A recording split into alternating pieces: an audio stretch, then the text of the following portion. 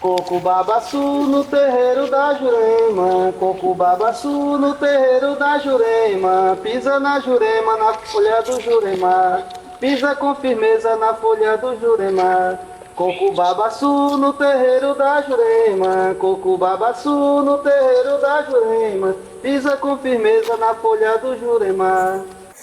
Retorna aqui nesse lugar, espaço sagrado da Mangueira, terra indígena, né? E aí passa aqui reprisar um filme. Há uns 13 anos atrás, a gente se reuniu exatamente aqui na Mangueira, num final de tarde como esse, sim. Um céu claro, um pôr de sol. E a gente teve a primeira experiência mais profunda com a cultura Lakota, que foi quando a gente construiu exatamente nesse espaço aqui. Foi aqui, naquela noite em que a gente fez a cabana, Fogueira. Depois fizemos a fogueira ali, fizemos o toré. E o que foi ainda mais inédito, o que foi ainda mais espiritual foi quando a gente estava no ritual da cabana, já estavam poucas pessoas, que tinha sido um susto, tinha sido um primeiro impacto, e aí algumas pessoas saíram fora e a gente fez a cabana aqui. Tinha só uma muquecazinha de fogo aqui, de brasa, e aí vem aquela chuva, aquele temporal que inunda tudo, entra na cabana, passa água por cima das nossas pernas. E aí quando a gente saiu, depois do ritual que olhou, a única coisa que não tinha apagado era o fogo, era aquela rodinha de fogo aqui. Mas naquela época a gente não tinha muito discernimento do que seria esse recado. E aí ele faz uma menção histórica a exatamente o dia que a Mangueira também chorou, né?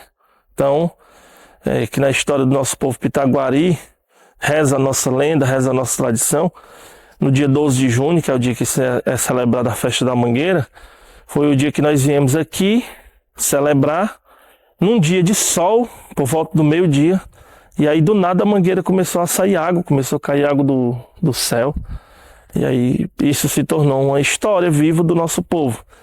E aí a gente ficou se perguntando, e aí vem o inverso, né? Vem essa chuva, depois desse contato com essa nova cultura, exatamente para mostrar que existe essa relação. Existe essa relação, e a chuva que veio naquele dia foi exatamente para banhar e lavar mesmo a alma, né? Diante do contato profundo do inipe, do canto, essa água veio para lavar a nossa alma, para lavar tudo aquilo que precisava ser lavado, mas sobretudo para brotar algo novo.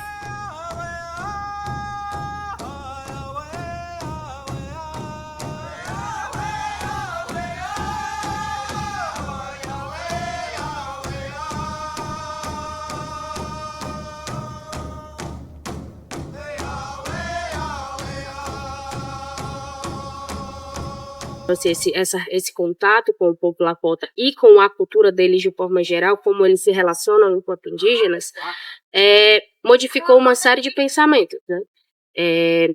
De entender que o sagrado ele não acontece só com a conexão de um cachimbo e jogar fumaça para cima, que essa era a relação que os indígenas pitaguari têm, de que a gente se comunica com o divino, com o sagrado através do cachimbo, né? A gente coloca ali as intenções, olha a conexão batendo, que a gente coloca as intenções no cachimbo e essas intenções, né, chegam até o céu através da fumaça, e isso significa a nossa conexão com o divino.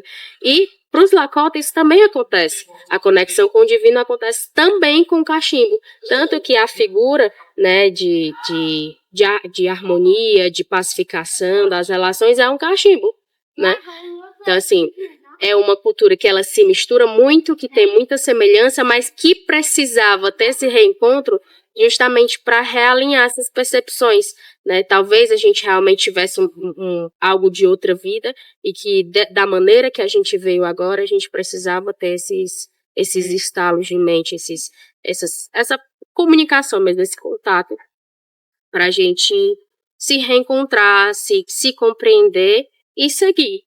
Então foi necessário, veio no momento certo, né? Não é algo que a gente esperava, que a gente realmente não esperava, foi da sua relação conosco. Então, assim, foi algo que só trouxe benefício pra gente, em todos os aspectos possíveis quando a gente fala de pessoa, né? Foi amplamente benéfico pra gente. O núcleo, ele trouxe para nós, eu acho que um ponto, assim, fundamental para que a gente entendesse algo que, às vezes, a gente procurava uma resposta e não tinha. Porque, às vezes, falta uma peça para você entender o que significa aquelas interrogações. E foi justamente nessa vinda dele, nesse contato que a gente teve com o Flacota, com você, padrinho, que muitas coisas foram explicadas, né?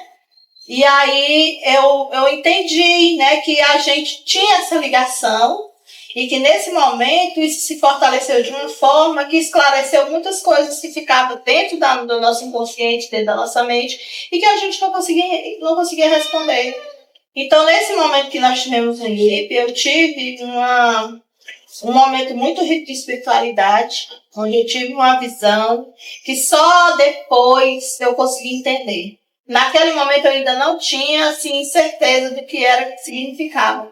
Mas depois eu entendi, né, que nós pertencíamos a um outro povo também, que nós era parte também desse outro povo. E eu gosto sempre de dizer que a gente é parte. Porque quando você diz assim, eu faço parte, quando você diz eu faço parte, parece que você faz e pode não fazer de repente. Mas quando você diz eu sou parte, tá ligado. Tá ligado, é ancestral, é bem mais profundo, é bem mais forte do que você pode imaginar. Vem catolé, do catolé vem o miolo, sai do miolo vem o azeite, o leite é mais leite tempera o peixe, o azeite, o baião de Tu acha que o encontro com a cultura Lakota deixou algo de bom no teu pai, na cultura pitaguari? O que tu vê como, digamos, influência positiva deste encontro das culturas Sul, Lakota Sul e Pitaguari? O papai disse que foi um grande prazer para ele. Muitas e muitas vezes eu escutei ele falando isso. Porque são energias muito fortes. E quem tem espiritualidade sente. Assim que encontra, não precisa nem trocar palavra. Mas a energia é muito forte. E as culturas são bem parecidas. Para nós entender, e nós, pai, é mais ou menos isso. Saber que tudo está ligado a nós e nós estamos ligados às pessoas. Todo ser vivo. É tanto que nossa luta é por isso. Tudo é ligado a gente. Tem uma outra dimensão que é muito interessante. Quando os Lakotas vêm aqui e eles falam inglês e a gente só fala o cearês, né? A gente tinha essa dificuldade da língua, ainda bem que tu tinha lá para traduzir, mas a gente foi encontrando as linguagens que a gente se comunicava, então se comunicava. E uma vez o Adam chega e diz, e a língua de vocês, né? O que vocês falam? Ah, não, a gente falava o tupi, mas há muito tempo atrás, né? E dentro dessa história, né, da cultura dominante, colonizadora também, não pode falar a língua, né? A gente, genocídio cultural. O genocídio cultural, a gente não chega... O tupi hoje é falado em algumas, né, falas, no cururu, no mingau, na tapioca, no beiju, né, em palavras pontuais, mas que bom que ainda está presente, porque é uma forma de honrar aí essa linguagem.